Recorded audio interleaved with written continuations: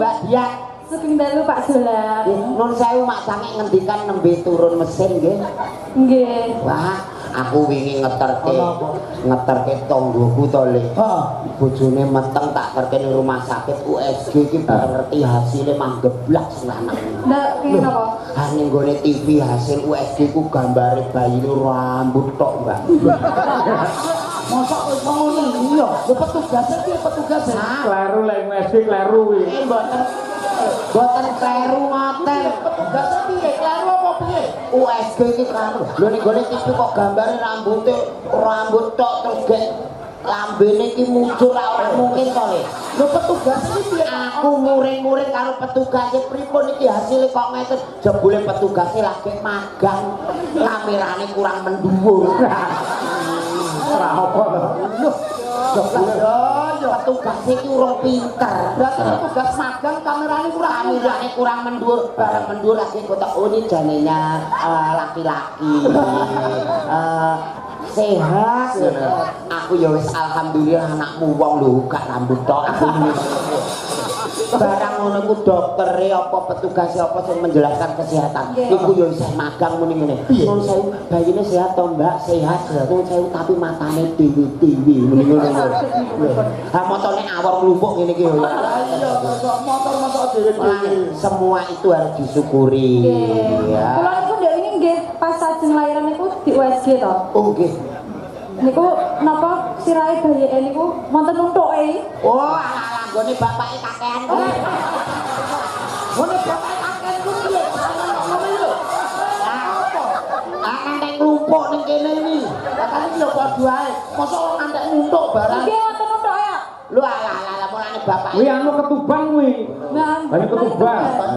Tuban apa Lamongan to, Pak Kayu? Banyu ketuban kok Lamongan iki lho. Oh nggih. terus ajeng lahiran niku lho, ben kula ngrasakne ngenteni buka 50 niku ora buka-buka iki, Pak. Sindan iki.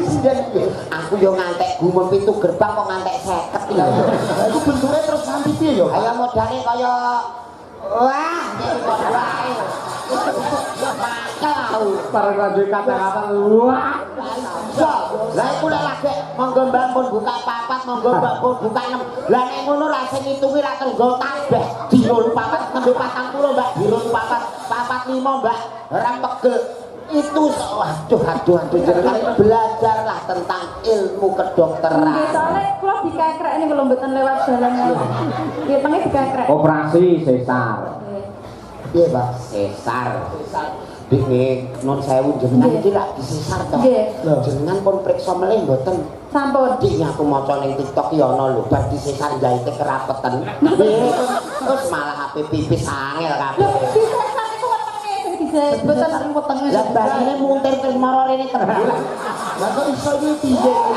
Apa nek bayi piknik ora? Kira-kira sampean yen lahir iki kira-kira disesar apa? Lancar. Lah wong biyen urung usum dokter urung usum puskesmas kok le. Ya terus begitu ngarani wong dalane elek mak iku digendong bapak ora aku ceblok ning kebunan ngene. Komentar. Bagian gandeng jenengan wis magister seni ucapkan selamat sukses untuk Pikir Jagung. Iki yo Madiun. Ayo. Nggih. Selamat malam Bapak-bapak, Ibu-ibu semuanya yang ada di sini. Pak Imam, Bu Fatimah. Mbak, aku mau sing ngajar awak Sumirah. Mbak Sumirah nggih. Selamat sukses kagem tutup giling Rejo Agung. Semoga di tahun ini buka giling lagi ya, Pak? Iya. Ya. Ini rong tahun pisan buka dan tutup gilingan. Ya, nanti kalau buka giling nanggap Pak Cahyo lagi, tutup giling ya nanggap lagi, biar sukses buka dan tutupnya. Aku gak kondo amin.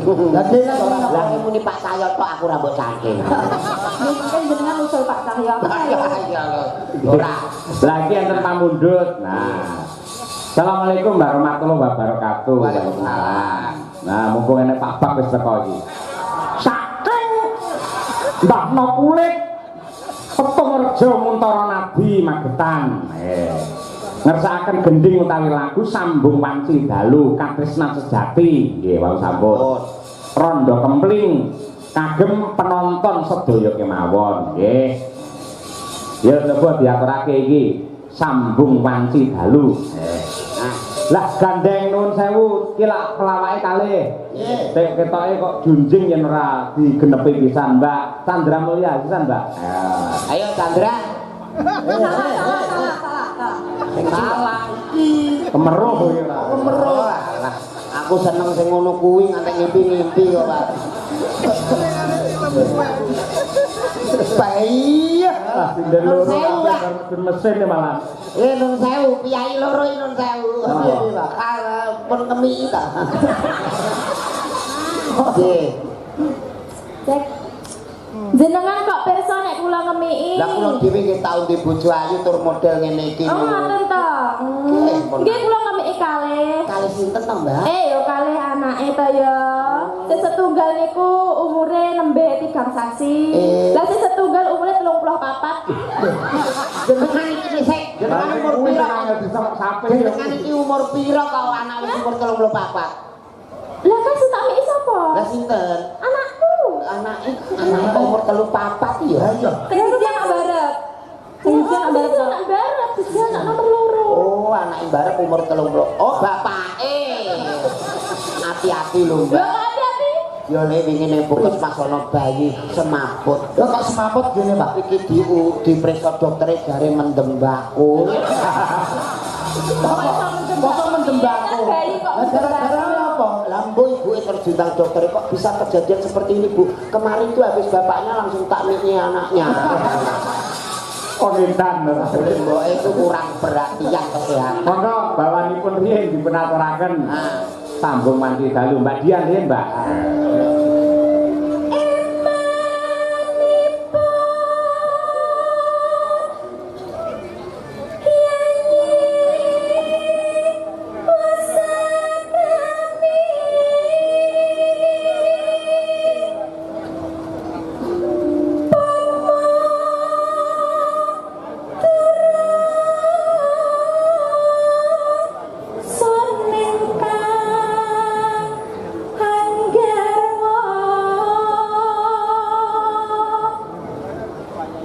Suarane apik, piyaine ayu, bojone wong. Merapas kowe.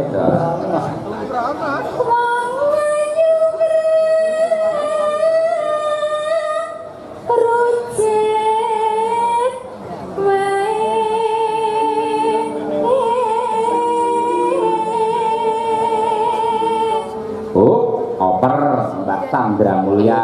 Aja kalahno. Kudu sing apik ya, Mas. Apik dipirsani kiai sakmene kae. Iki rekae aku bojomu ya. Lah aja nek rekae tenan ngono wae ta. Ma, aku bojo nek kaya ngene. Kaya apa? Lah piye nek bojo kaya ngene nek salat ngono salat barengan. Lah malah aku arep muni amin kalau radang rukuk-rukuk ya to. Lah kenapa? Lah untune kecantol ning gone sajadah. Tur yo ora pantes mamane digandeng-gandeng ora pantes. Mboten pantes. Mbak ini kan pantes. Aku yo rada. Rada apa? Rada member ngono kuwi ya. Jajal lah kaya ngono kuwi jajal. Nggih, kangenan piye? Ngeten iki lek sing mirsani lek ya piyayi-piyayi sing napa mirsani wonten mriki to. Jenengan tak ngerti. Bapak Ibu, kula kalih rek dolang niki cocok napa mboten? Boten. Alah terus sing muni atine elek. Yen kanggoku cocok jenengan karo Mbak Diajeng cocok. Cocok iki. Dasare Mbak Diajeng ayune kaya komorate, sing kakung kaya komodo. Sing penting dihilate niku. Iya Mbak Chandra, iya.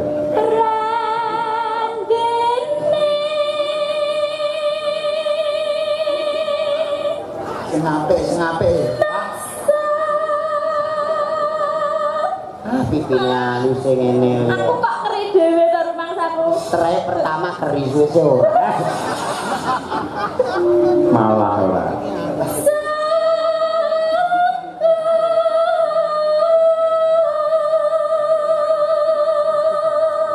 Giwangmu kok cemlorot to nek giwang. Iki jenenge bros ya, Mas. Bros ra iki. Lha kok saya mengisor? Aku iki kero kok no. Amin. Ora apa-apa. Bros kok iso meling-meling. Ya ta matane. Yo. Kero no. Ya aja terusan nek kira. ganti liyane.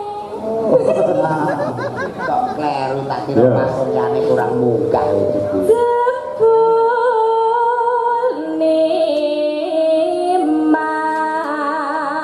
Mas uga nanggepi. Ajeng kampus Mbak Diajeng. Kula ajeng buak batang Mbak Di. Terus jenengan Mbak, terus jenengan Bener, buat cocok. Lah Iya iya. toh, Mas. Aku arep buak batang melu. Mbah, kok sik sia-sia kok ngene kok batang. Lah kaya Ya paling ora ya kaya apa ngono kok. Wong iki wis ngerti aku nek aku biyen iki sing dadi kian santang. kok ngono nek. Kaya ngene iki sian sopan. Ah, lagi ya. Kalah rai nek ora usaha ngene iki ya. Sumpah. Sumpah Piye. seneng omah apik iki. Alah modelmu. Tenan kok. Kok lek ning omah jare apik kono, lek ning kene apik aku, ya toh? Aku wedi kono kondo aku melu omahe kono. Mesti nak mesti Saya nunut. Ayo. Tenang. Ayo to sambung rasa.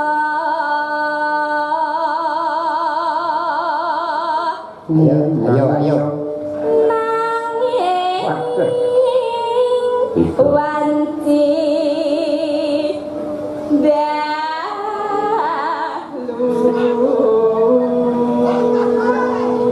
dahulu.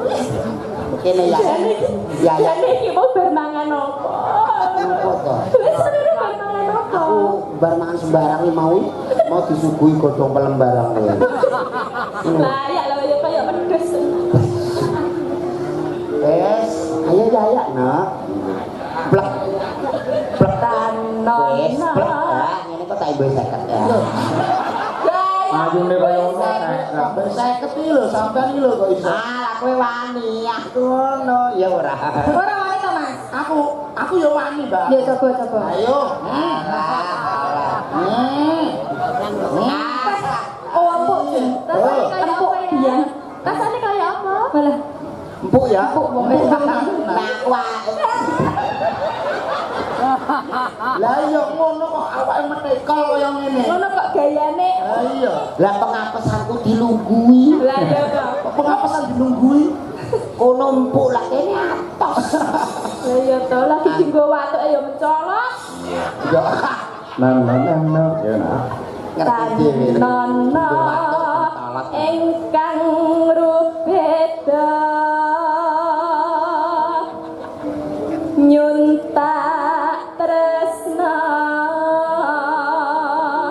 nadyan mung srana piranti. Mbak Dian Munasira. Yo. Mbak Sira. Gambarmu uga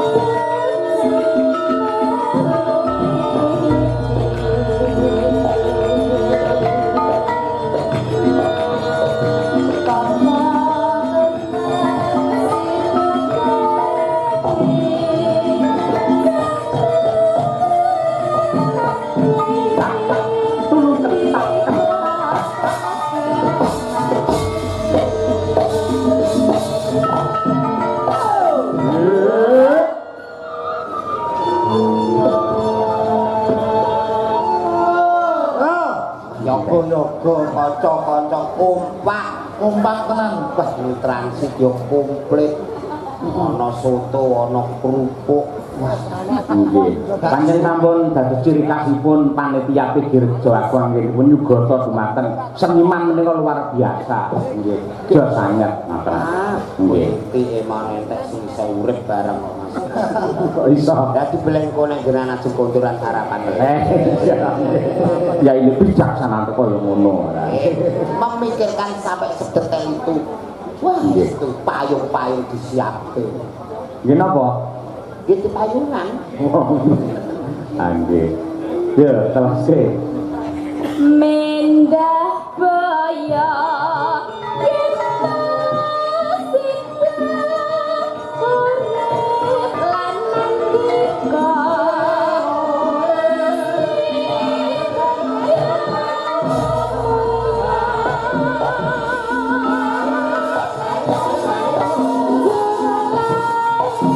Putri Sulesya